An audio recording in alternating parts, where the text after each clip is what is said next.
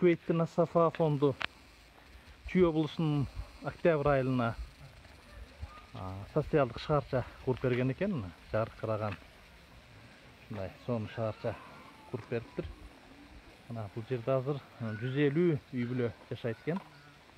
Ар бір үйлер тұрбай, бір үйді 4 жағынан кіреді екен.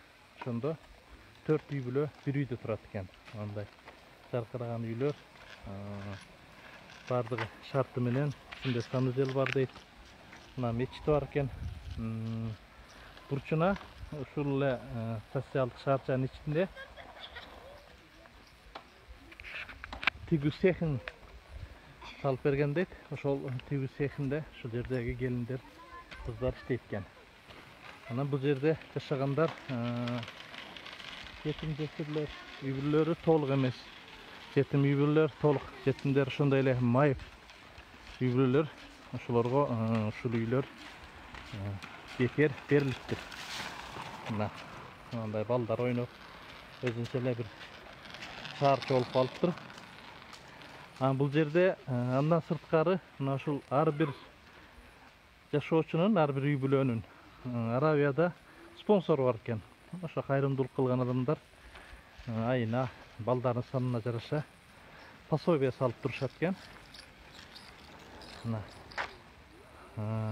Мындай болуп, бул жерде да көп жаш балдар чоңоюп келаптыр. Анан жанында эле ушул шаарчанын чыга беришинде эле мектеби бар экен. Жаркыраган жаңы мектеп. Муну дагы ошол арабтар Кувейт фонду салып бериптир. Жаркыраган 350 орунга эсептелген мектеп. Ассаламу алейкум деп аксакалдар. Ушул жерде жашайсыңарбы? Иә. Кандай жашаган жакшыбы шарты үйүңөр? Жашоо шартыңар? Болобу? Канчанчы класста окуйсуңар? 11. Сен канчада окуйсуң? 7. Мына мектепте? Мынанда азаматтар. Ана десте. Мына маршрутка жүрөбү ушу шаарга? Мына шаарга канча мүнөттө жүрөт? Жарым саат сайынан да 120 маршрут Ош базардан келип турат экен. Мына бул мектеби. Видеого жакшы чыкпай атат, бирок жаркыраган сонун мектеп экен.